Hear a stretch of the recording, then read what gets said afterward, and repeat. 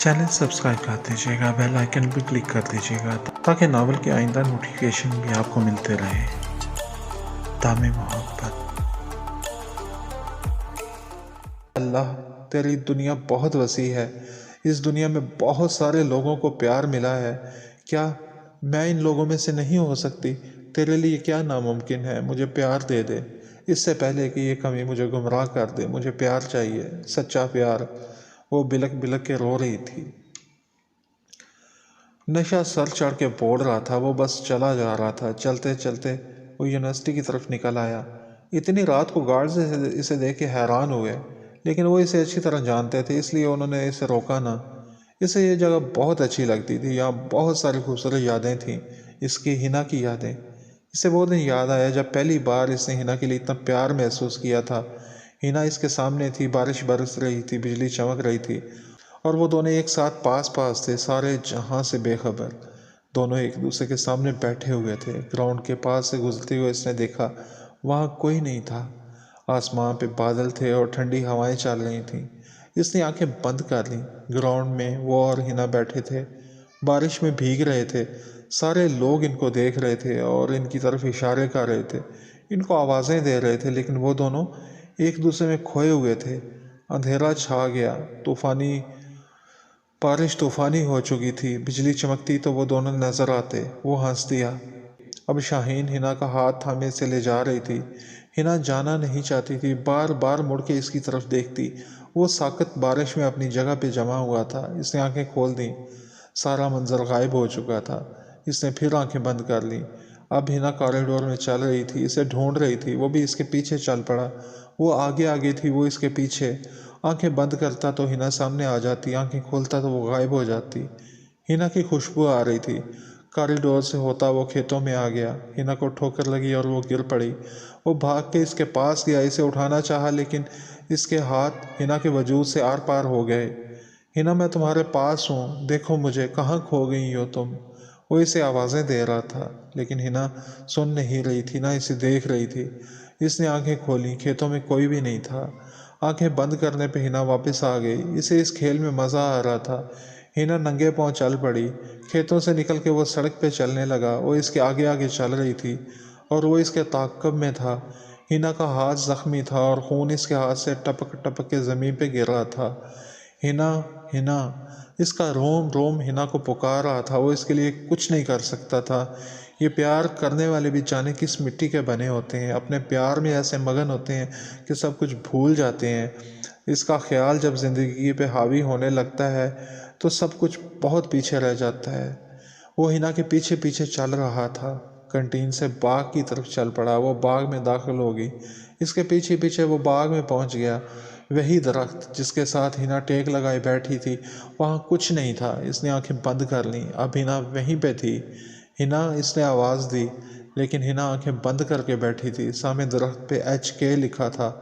वो दरख्त के करीब गया, HK पे हाथ फेरा। हिना का लमस महसूस हो रहा था। हिना, वो सिसक पड़ा, कब मिलोगी मुझसे? कहाँ ढूंढूं तुम्हें? क्या सारी ज़िंदगी तुम्हारी यादों के सहारे जीना पड़ेगा मुझे? तुम्हारे बिना नहीं रह सकता। ये तन्हाइयाँ मुझे रुलाती हैं, दम घुटता है, जीने को भी दिल नहीं करता।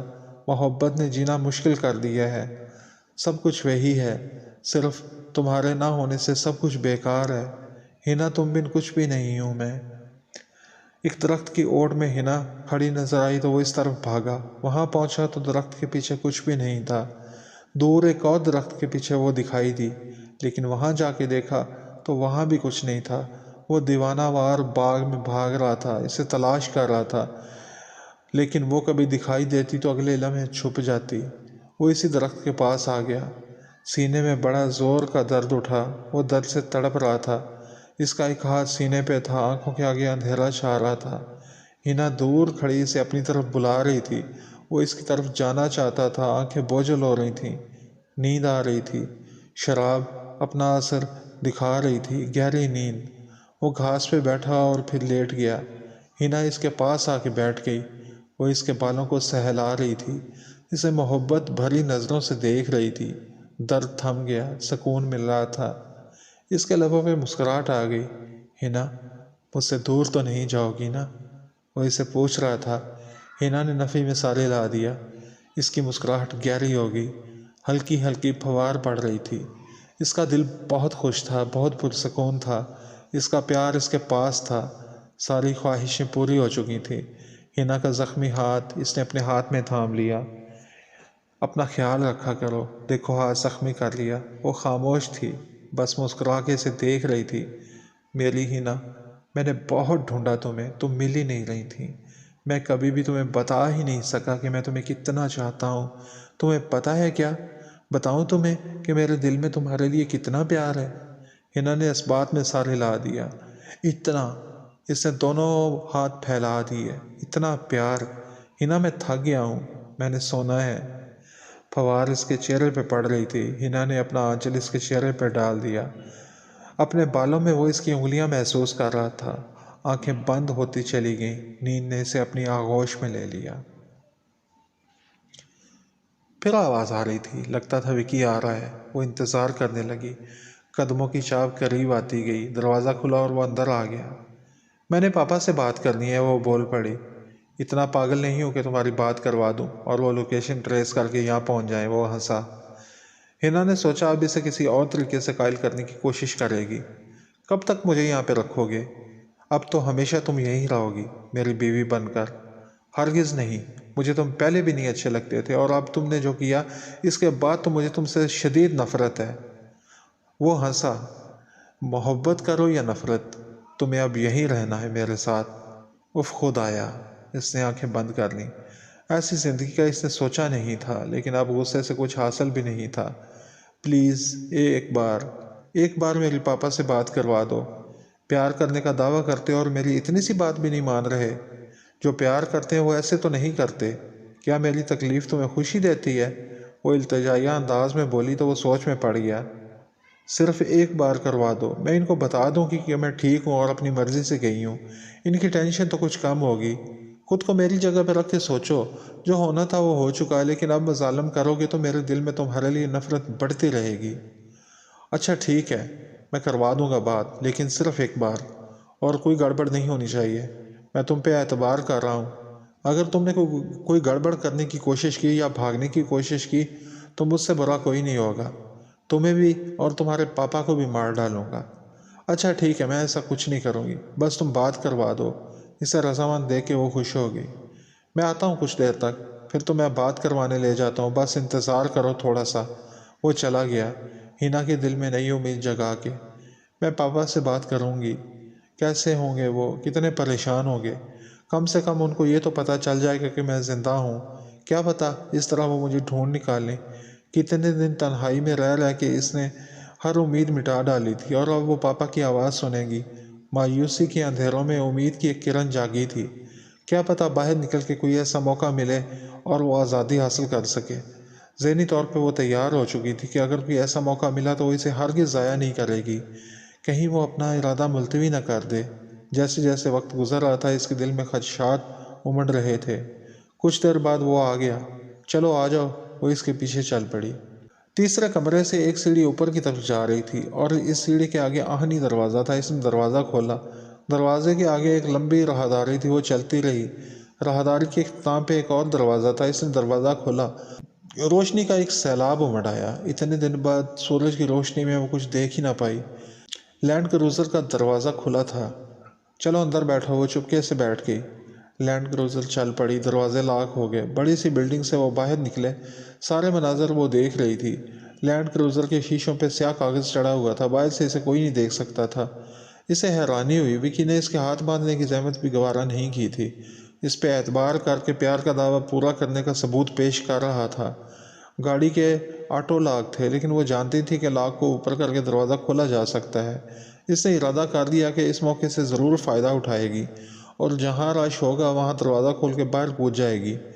इसने हाथ लॉक के करीब ही रखा हुआ था। कुछ रास्ते इसके जाने पहचाने थे। यूनिवर्सिटी के सामने से गुजरते दिल में एक होक उठी। कल क्या था और आज वक्त कितना बदल गया। चलते चलते अचानक दिल धड़का। दिल की ऐसी धड़कन इसके लिए अनजानी नहीं थी। जब भी वो दुश्मन जहाँ करीब होता तो दिल ऐसे ही धड़का करता था। क्या वो पास ही है?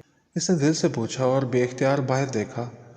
सड़क पे दौड़ रही बहुत सी गाड़ियों में एक गाड़ी जानी पहचानी थी। ड्राइविंग सीट पे काशिफ लग रहा था। हाँ, वो काशिफ ही था। इसे वो दूर से पहचान सकती थी। काशिफ, दिल पुकार उठा। पर अब इससे क्या ताल्लुक इस बेवफा के साथ? गलतफहमी बार बार तो नहीं हो सकती। अब तो सब कुछ ख़त्म हो चुका था।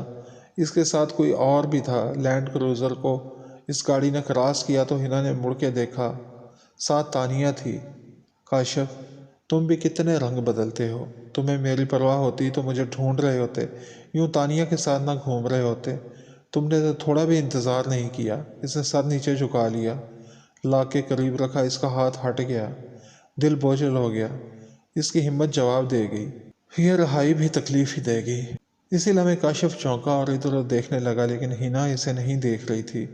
विकी बैक मिरर से हिना के चेहरे के तासरात देख रहा था। लैंड क्रूज़र शहर की सड़कें नाप रही थी।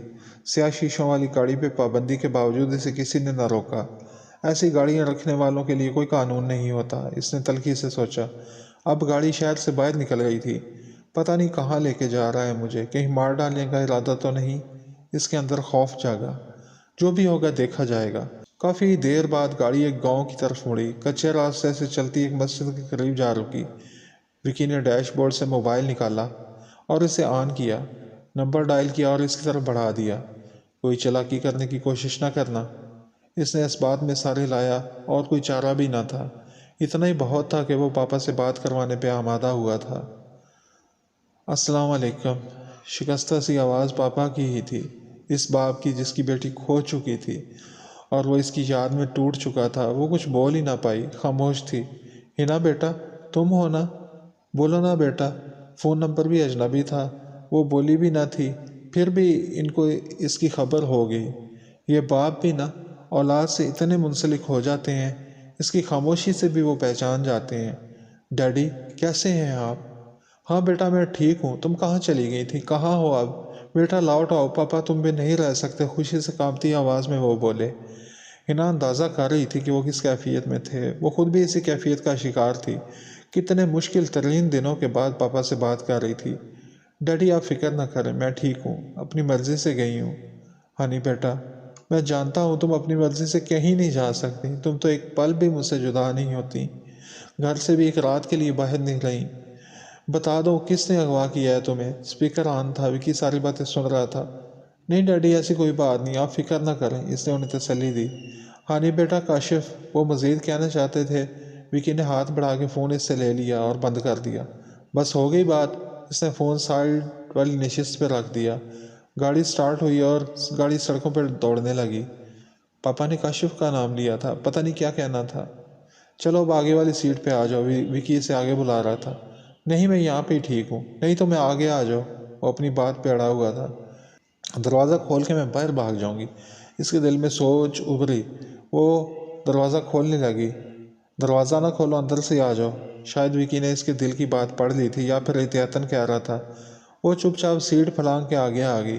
अब वो विकी के करीब थी और वो दरवाज़ा खोलने की कोशिश नहीं कर सकती थी। एक अच्छा मौका हाथ से निकल चुका था।